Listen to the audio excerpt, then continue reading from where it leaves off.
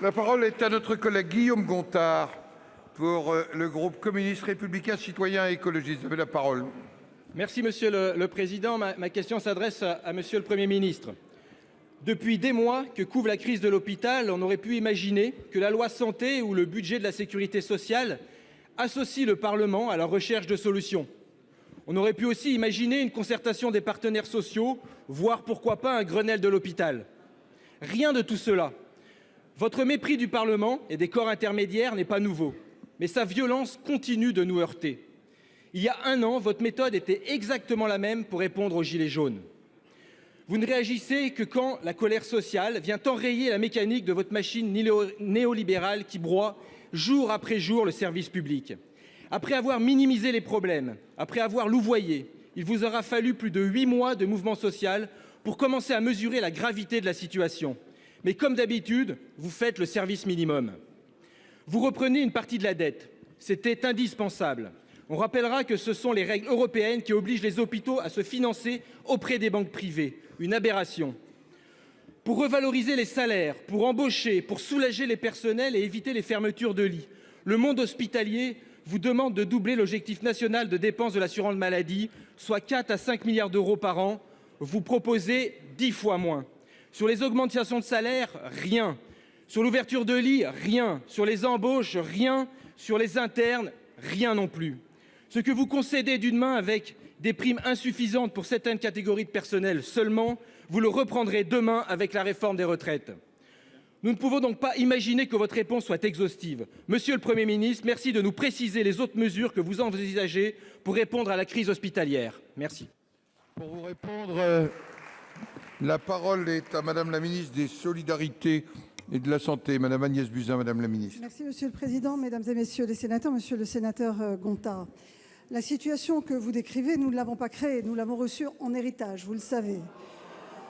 Vous connaissez mon engagement total en faveur de l'hôpital public.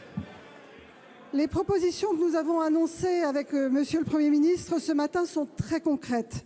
Elles sont le fruit d'années d'expérience de terrain, elles sont le fruit des conférences des directeurs d'hôpitaux, des conférences des présidents des commissions médicales d'établissement, elles sont issues des syndicats et donc elles ont été concertées.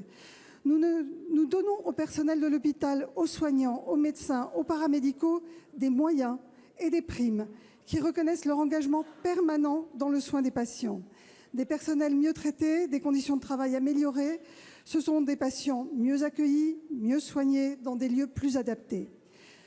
Nous donnons également à chaque hôpital de la marge de manœuvre financière, et il le demandait. Nous dégageons 1,5 milliard d'euros sur 3 ans. C'est du budget supplémentaire pour recruter, pour moderniser, pour ouvrir des lits là où il en faut. Les établissements auront l'autonomie pour investir parce que nous la leur donnons, mais aussi parce que nous allons les soulager financièrement du poids de leur dette, d'un tiers de la dette des hôpitaux, soit 10 milliards d'euros sur 3 ans. Enfin, nous nous sommes engagés à ce que les tarifs des hôpitaux, c'est-à-dire les prix que les hôpitaux facturent à l'assurance maladie et qui représentent une grande partie de leur budget, eh bien que ces tarifs non seulement ne baisseront plus, contrairement à ce qui s'est passé jusqu'en 2018, mais ils augmenteront pendant 3 ans. Ils auront cette visibilité et ils seront revus encore à la hausse à chaque fois que la lutte contre les actes inutiles permettront aux hôpitaux de faire des économies. Tout cela sera rendu aux établissements de santé. Je l'ai dit, je le répète, je veux que les hôpitaux bénéficient directement de toutes les économies réalisées par une meilleure programmation des soins, une meilleure pertinence des soins. Tout cela, nous le devons aux hospitaliers. Ils attendaient ces annonces. Elles sont à la hauteur de leurs espérances. Je vous remercie. Monsieur Gontard. Il faut arrêter de parler d'héritage. On veut des actes, nos concitoyens veulent des actes et des actes tout de suite. Si vous n'êtes pas en mesure d'ouvrir les yeux, alors les retraités, les chômeurs, les précaires, les étudiants, les pompiers, les personnels de santé, les cheminots, les gilets jaunes et tout le peuple que vous mettez à l'agonie finiront par vous les ouvrir. L'hiver social arrive et il sera rude. La parole est à